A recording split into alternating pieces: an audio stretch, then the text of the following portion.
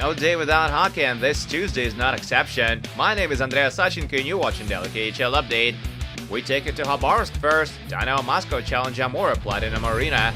First period, the blue and white kill off a penalty, but a split second later, Artem Alayev drives it into the back of the net with a wicked shot from midpoint. Too bad it's not gonna count. Dynamo successfully challenged the play, and the verdict is goal interference, no goal. The Bears is grabbed a little later in the frame as Mitchell Rashevsky beats Yanis Kalinic with a juicy one-timer from between the dots. The Tigers strike back early in the second. Sergei Lapin has his first in orange jersey as he scores on the wraparound.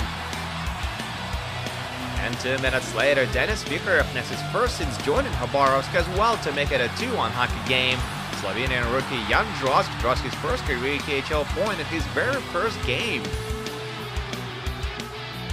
Dynamo outshoot Amur 13-5 in the last stanza, but they can't get anything past either Kalinic or Evgeny Alekin, who came out for the last 11 minutes of the game. Amur stand their ground and beat Dynamo Moscow on home ice for the first time in 12 years. It's a great day to be a Tigers fan. 2-1 is the final. And now to Vladivostok, where the top team of the league SKA visit red-hot Admiral. We go to Fetisov Arena for the action. The Sailors opened up the scoring late in the first. Odd-man rush, give and go, and Dmitry Sayusta final, and that's his first of the year. With that, he now has 42 goals with Admiral, and he edges Niklas Bergfors for the top spot in franchise history. Second period now, Nikolai Yeleseyev dashes to the net for a partial break, but he can't get it past Alexander Simonov. Admiral do stretch their lead to 2-0 a few minutes later as Ivan Yemets pokes it in on the rebound. Pavel Shandros his first point of the year on the play. St. Petersburg give themselves some hope midway through the third as Daniil Pelenkov connects with Nikita Gusev and he one-times it past Nikita Serebryakov. They risk it with the extra attacker, but to no avail. Rudolf Chorvena scores on the empty net, and that's that. Admiral beat SKA for the first time since 2014, and this is just the third loss of the season for St. Petersburg. 3-1 is the final. Moving on to Astana, Kazakhstan, where Vitas challenged Boris. First meeting of the year between the two was back in early September, and Vitas won 5-0. They strike early in this one as well. Leafs prospect Vladislav Kara hits the back of the net right as Boris gets their fifth man back out on the ice.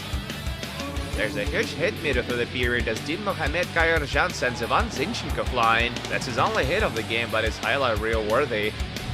No scoring in the second, but then things heat up in the third. Vladislav Kara scores his second of the night and sixth of the season just 37 seconds into the frame.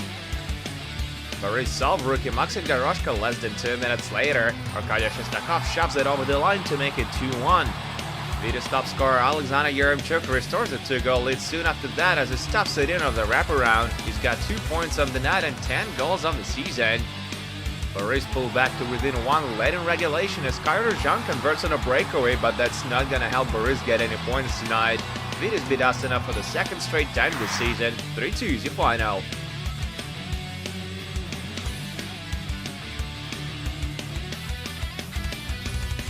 Next up, Battle of Tatarstan. Struggling Akbars visit Neftekimik and Nizhnekamsk.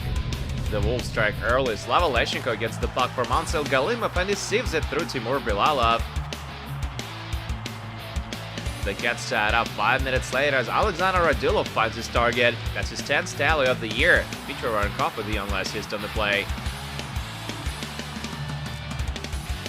Neftekimik regained the lead just out of 6 minutes into the second. Nifty move by rookie Andrei Belozerov and it's 2-1 home team.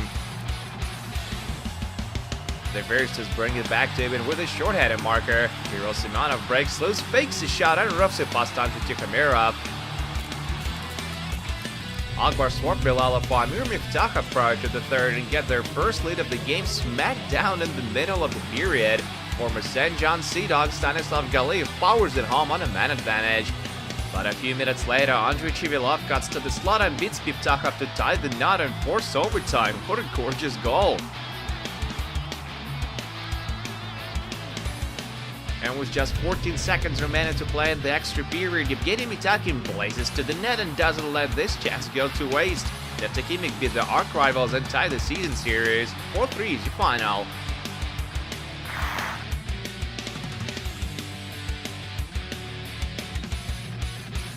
Last game of the night is between Severstal and Aftal and Bilist, and it takes place in Cherpovets.